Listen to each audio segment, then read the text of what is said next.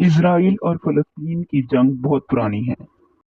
ये on end of एक दूसरे पे अटैक भी करते रहते हैं क्योंकि इजराइलियों ने ज़बरदस्ती फ़लस्तीनियों की सरजमीन पर कब्जा किया हुआ है और आहिस्ता आहिस्ता उनको पीछे धकेल रहे हैं। लेकिन ये पिछले साल की लगी हुई आग जो अभी तक ठंडी होने का नाम नहीं ले रही, ये शुरू होती है हमास के पहले हमले से।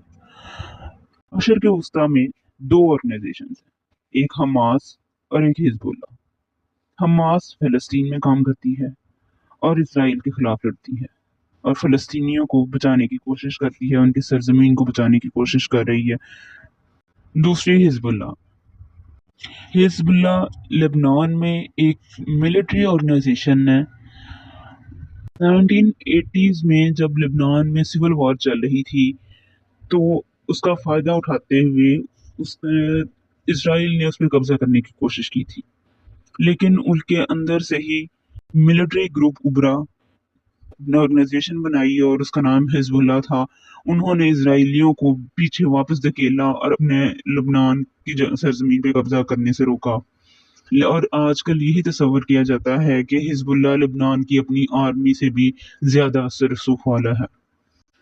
जब हमास ने इसराइल पे हमला किया तो वो बहुत जबरदस्त हमला था।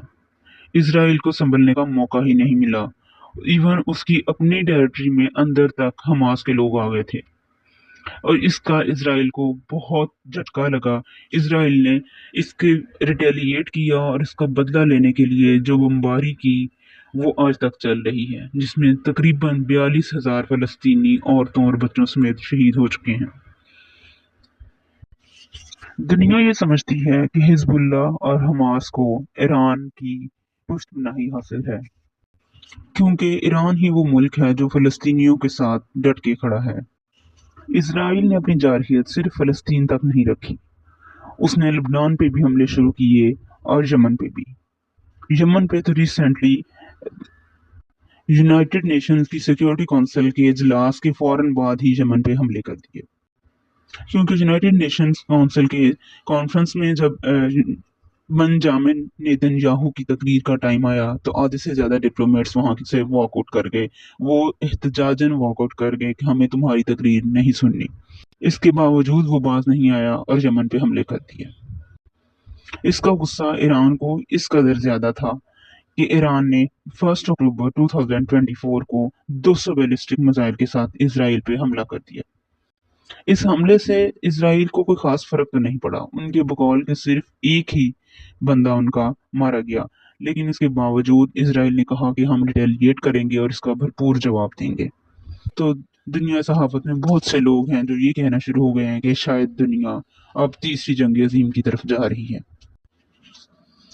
गजा स्ट्रिप 360 किलोमीटर का वो इलाका है जहां पे फलस्तीनी रहते हैं और इसराइल ने आहिस्ता आहिस्ता उनको धकेल धकेल के वो इलाका भी दिन ब दिन श्रिंक करता जा रहा है। गजा स्ट्रिप की दो साइड पे इसराइल है, एक साइड पे इजिप्ट है और एक साइड पे मेडिटेरेनियन सी। दूसरे अल्फाज में कहें तो गजा पे सारे का सारा कंट्रोल इसराइल का है कि वही कंट्रोल करते हैं कि इस गजा में क्या चीज जाएगी और क्या बाहर निकलेगी। इवन के उनके खाने पीने की अशिया तक इसराइल का कंट्रोल है। और दुनिया ने गजा को ओपन एयर प्रिजन करार दे दिया है कि दुनिया की सबसे बड़ी ओपन एयर प्रिजन है गजा, कि जहाँ पे लोग कैद हैं और उनकी आमदरफ्त सारी चीजों की कंट्रोल हो रही है इसराइल के थ्रू। अब हिजबुल्ला, जिसको वो ईरान भी कहते हैं कि ईरान पुष्टपनाही कर रहा है, वो भी हमास के साथ। हिजबुल्ला ने कुछ ही अरसा पहले ये ऐलान किया था कि वो हमास के साथ हैं और मिलकर लड़ेंगे। जब ये ऐलान हुआ तो इसराइल को लगा कि वो अब हमास के साथ तो लड़ेंगे लड़ेंगे, लेकिन हिजबुल्ला का एक नया महाज खुल गया था। उसके लिए उन्हें लेबनान पे हमला करना था, लेकिन उनको कोई बहाना नहीं मिल रहा था और इसके लिए वो बहाना पैदा करने के लिए उन्होंने पेजर अटैक की। पेजर अटैक्स वो अटैक्स थे जो 17 और 18 सितंबर के दरमियान हुए, कि जिसमें 3,000 पेजर और रेडियोस एकदम फट पड़े थे और लेबनान इस अटैक का जिम्मेदार इसराइल को ठहरा रहा था। जब लेबनान ने इसराइल को इस अटैक का जिम्मेदार ठहराया तो उन्होंने मिसाइल्स के साथ इनके ऊपर हमला कर दिया और इसराइल को बहाना मिल गया कि वो वापस लेबनान पे हमला कर सके। इसराइल ने ना सिर्फ फलस्तीन पे हमला शुरू किया बल्कि वो उसने लेबनान पे भी हमला शुरू कर दिया और इसी हमले में हसन नसरुल्लाह की डेथ हो गई। हसन नसरुल्लाह हिजबुल्लाह की क़यादत थी, वह हिजबुल्लाह का सरबराह था और इसी दौरान हसन नसरुल्लाह की इसराइल के अटैक्स में डेथ हो गई। ये तो थी अब तक की अपडेट कि फिलहाल चल क्या रहा है। इतनी सारी तबाही के बाद पिछले एक साल में जो इसराइल ने गजा स्ट्रिप में मचाई कि अच्छा खासा बसता हुआ शहर खंडरात में तब्दील कर दिया, उस शहर के लिए उनको अमदाद देने के लिए अमेरिका ने एक मिलिट्री बेस बनाने का भी ऐलान किया। अमेरिका ने $300 मिलियन एड भी दी। अमेरिका ने एक मिलिट्री एड भी दी और अपना भयानक चेहरा छुपाए हुए है कि मैं तो गजा की बहुत हेल्प कर रहा हूँ, लेकिन हकीकत कुछ और है। यूएन सिक्योरिटी काउंसिल में 3 दफा सीज फायर एग्रीमेंट फाइल किया गया। सिक्योरिटी काउंसिल में जितने मुल्क होते हैं, अगर कोई भी एग्रीमेंट आता है या कोई भी फाइल सीज फायर के लिए कुछ भी होता है तो वो सारे मुल्क मिलकर फैसला करते हैं और ये फैसला वोटिंग के थ्रू होता है। लेकिन यूएन सिक्योरिटी काउंसिल में 5 ऐसे ममालिक हैं कि जो वीटो पावर रखते हैं कि कोई भी फैसला उनके एक वोट से कैंसिल हो सकता है, जिसमें अमेरिका भी एक वीटो पावर होल्डर है। और जब 3 दफा सीज फायर एग्रीमेंट फाइल हुआ तो इसको तीनों दफा अमेरिका ने ही वीटो किया। 2019 से लेके 2024 तक जितना भी असलहा वेपन्स इसराइल ने इंपोर्ट किए उसमें से 69% अमेरिका से आए थे। 69% वेपन्स अमेरिका से इंपोर्ट किए थे इसराइल ने। अमेरिका इसराइल को 3.8 बिलियन की मिलिट्री एड भी देता है एनुअली, और ये सब चीजें पब्लिक हैं।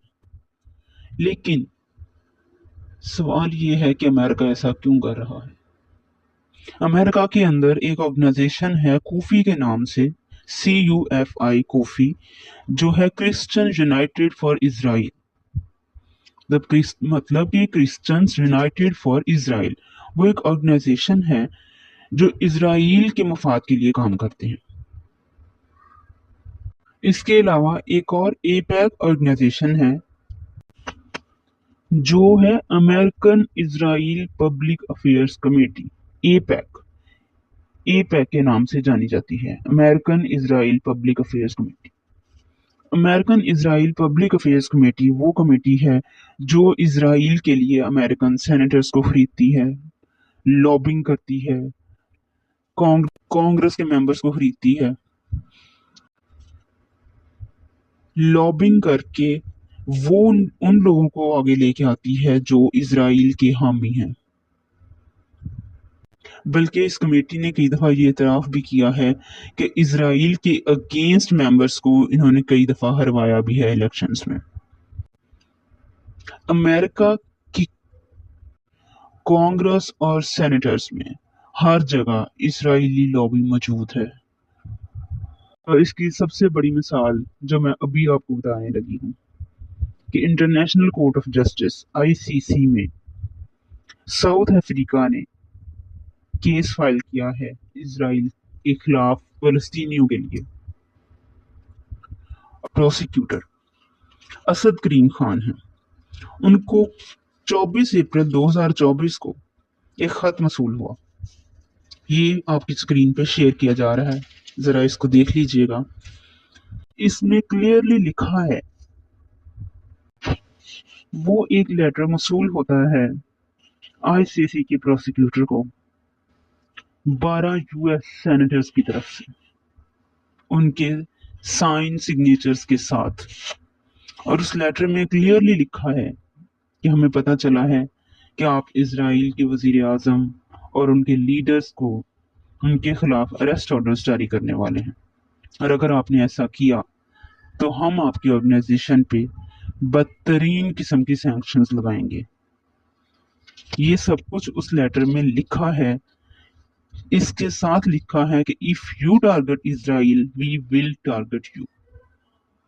مطلب صاف صاف دھمکی ہے. اور اینڈ پہ یہ بھی لکھا ہے وی ہیو وارنڈ یو.